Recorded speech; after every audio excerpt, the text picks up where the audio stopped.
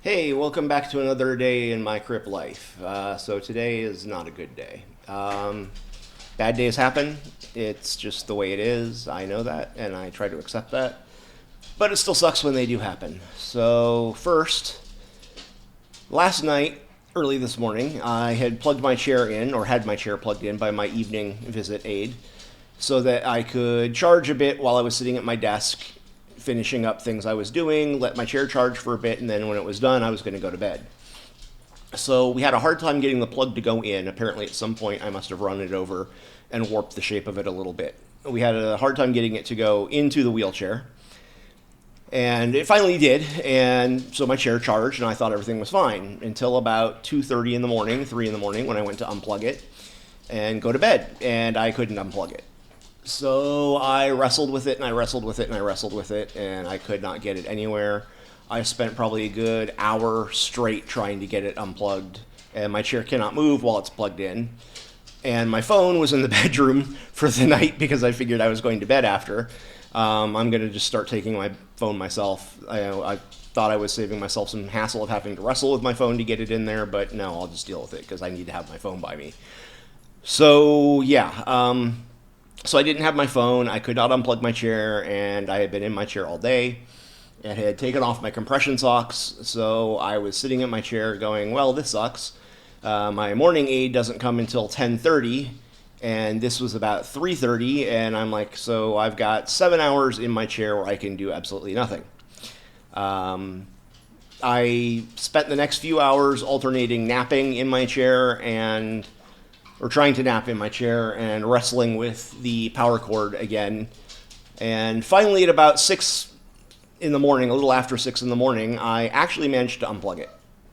It took a lot of work, but I got it unplugged. So at that point, I went to bed. I probably didn't fall asleep until after 7. Aid comes at 10:30, and I'm up. So at that point, I did my basic morning routine, used the seat, went to the bathroom, things like that, and then just went back to bed because I was exhausted.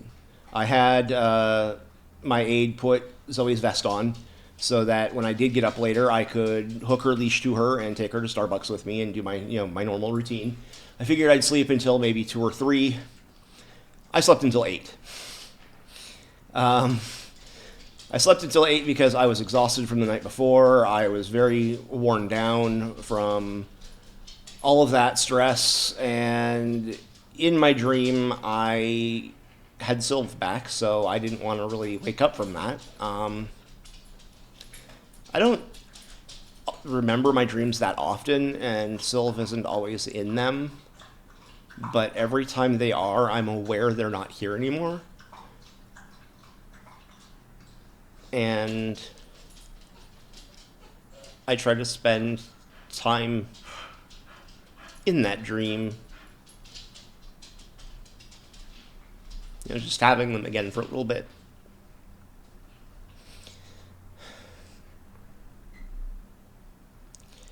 So anyway, I overslept. I wake up at 8 in the evening.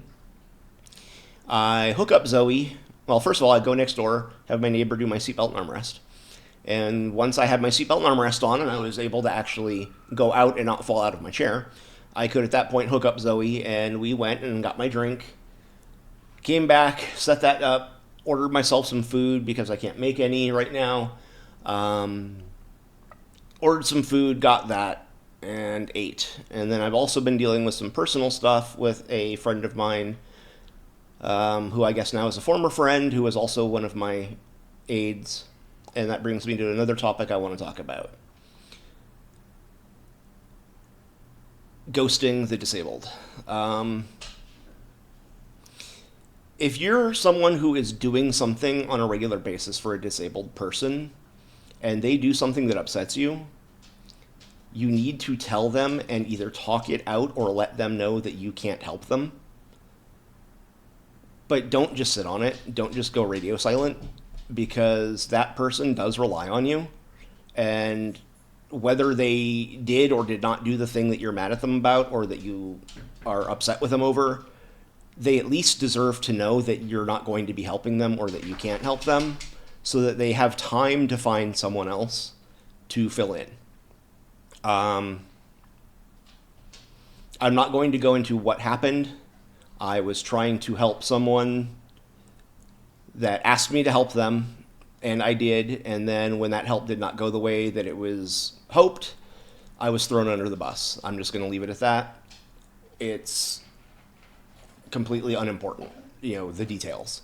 But I was thrown under the bus, and I'm okay with accepting that I got thrown under the bus and that I'm being made the bad guy and having everything pinned on me without even being given a chance to talk about it or defend myself or give my side of it. And I don't want to push back. I don't want to try to give my side of it or argue it. If I'm not given a chance to, I'm not going to force it, because I don't want to prolong it. I don't want to cause more drama and more trouble. I don't need drama. I don't want trouble. So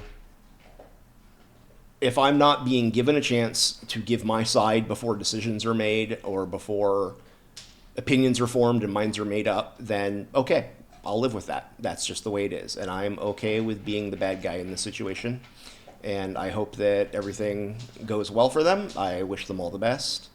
And I'll just leave it at that. I really do not have animosity towards this person.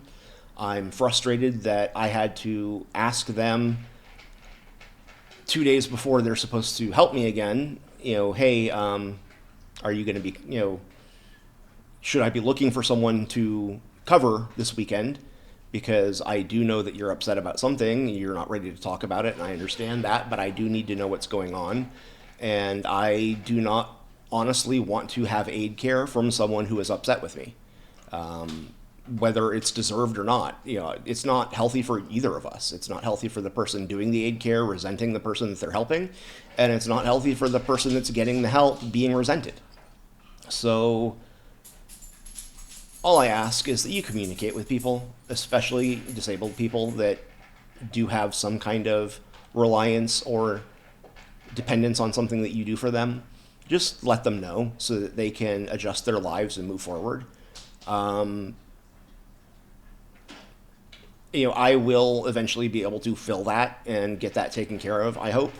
But the stress that it's put me under trying to even just figure out what was going on and not wanting to push, because I don't like to make people talk before they're ready to talk. So if you have, like I said, I'm saying this for the third time probably, but it's very important. If you're doing something for a disabled person on a regular basis and something they do upsets you, let them know. And at the very least, let them know that they need to find someone else to do that thing, because it's not fair. So that's basically what all I've been dealing with for the past few days. And last night / today has just been the worst of it. I'm going to be okay. I have some people that I'm talking to about getting that covered. I have some ideas on how to get the weekends taken care of, so it shouldn't be a problem. I honestly am not angry at this person. I'm mourning the loss of a friendship. I'm mourning the loss of everything that I did enjoy and that it meant to me, but I'm not mad at them, and I'm not mad at the person that threw me under the bus. So I guess that's my message for today. Not all of these are going to be fun updates. Not all of these are going to be happy updates about good things that are going on. Sometimes shit sucks. And I don't want pity. I'm not telling you all of this because I want to have people make me feel better. I am sharing what disabled life is like. This is what disabled life is like. Disabled life is having people that you're friends with and that you care about also being your aid, your care provider, helping you with things on a regular basis to survive. And when there's problems in one situation, it affects the other. And all of it hurts. All of it falls apart. And communication is important. Communication is vital. So just try to keep that in mind. Life is too short. Communicate with people. Talk to them. Let them know what's going on. Give them a chance to talk to you. And do the best you can. But at the end of the day, we all have to do what we have to do for ourselves, and I get that. So, and then to top it off, when I was having dinner, I ordered dinner.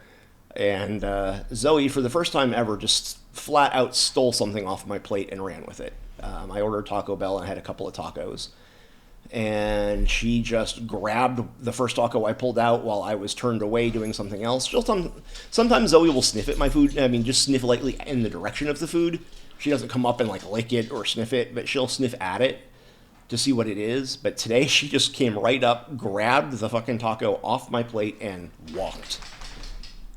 And just took off with it, started to eat it. I caught her in the process and got on her about it, and she immediately panicked because she knew she did wrong. And I sprayed her with water from the straw. I had to chase her around the house to do it, but that just sinks in further that she did something wrong.